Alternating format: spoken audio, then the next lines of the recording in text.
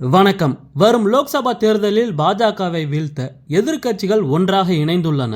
இந்த நிலையில் இந்திய கூட்டணியின் பிரதமர் வேட்பாளர் இன்னும் அறிவிக்கப்படவில்லை. இந்தியாவில் 7 கட்டங்களாக லோக்சபா தேர்தல் நடைபெற உள்ளது. முதல் கட்ட தேர்தல் ஏப்ரல் 19ஆம் தேதி நடைபெற உள்ளது. அன்றைய தினம் தமிழ்நாடு மற்றும் புதுச்சேரியில் ஓட்டுப்பதிவு நடைபெறுகிறது. 7வது கட்ட தேர்தல் ஜூன் 1ஆம் தேதி நடைபெற உள்ளது. அதன் பிறகு ஓட்டு எண்ணிக்கை ஜூன் 4இல் நடத்தி முடிவுகள் அறிவிக்கப்பட உள்ளது.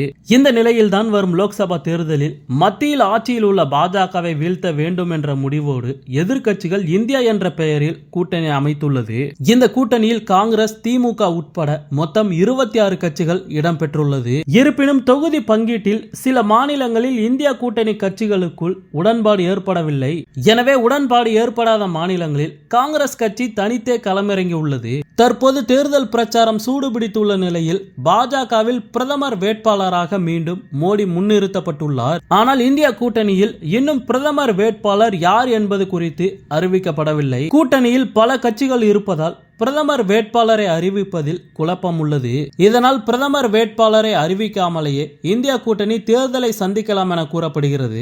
இத்தகைய சூழலில் தான் இந்தியா கூட்டணியின் பிரதமர் வேட்பாளராக ராகுல் காந்தியின் பெயரை முதலமைச்சர் மு.க. ஸ்டாலின் அறிவிக்க மறுத்துள்ளார். அதாவது தமிழகத்தில் தீவிர பிரச்சாரம் செய்து வரும் முதலமைச்சர் மு.க. ஸ்டாலின் ஓய்வுக்கு நடுவே இந்தியா டுடே செய்தி நிறுவனத்திற்கு பேட்டி அளித்துள்ளார். அப்போது அவரிடம் வரும் லோக்சபா தேர்தலில் இந்தியா கூட்டணி வெற்றி பெற்று மத்தியில் ஆட்சியை பிடிக்கும் என்று நினைக்கிறீர்களா என்ற கேள்வி முன்வைக்கப்பட்டது. அதற்கு முதலமைச்சர் மு.க. ஸ்டாலின் உறுதியாக மத்தியில் ஆட்சியை பிடிப்பதற்காக தான் தேர்தலில் நிற்கிறோம் என்றார். இதையடுத்து ஒருவேளை நீங்கள் சொல்வது போல் இந்தியா கூட்டணி மத்தியில் ஆட்சியை பிடித்தால் யார் பிரதமராக வருவார் என்ற கேள்வி எழுப்பப்பட்டது. அதற்கு முதலமைச்சர் மு.க. ஸ்டாலின் அந்த நேரத்தில் சூழ்நிலை எப்படி உள்ளதோ அப்போதுதான் முடிவு செய்ய உள்ளோம். தேர்தலுக்கு பிறகுதான் நாங்கள் பிரதமரை தேர்வு செய்ய உள்ளோம் என்றார். ஸ்டாலினின் இந்த கருத்து தான் தற்போது காங்கிரஸ் கட்சிக்கு அதிர்ச்சி வைத்தியமாக உள்ளது.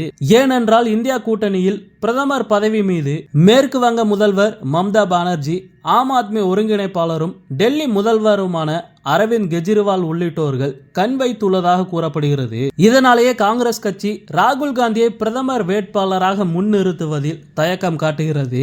ஓகே, இது போன்ற செய்திகளை உடனுக்குடன் பெற மறக்காம நம்ம சேனலை சப்ஸ்கிரைப் பண்ணி சப்போர்ட் பண்ணுங்க. நன்றி.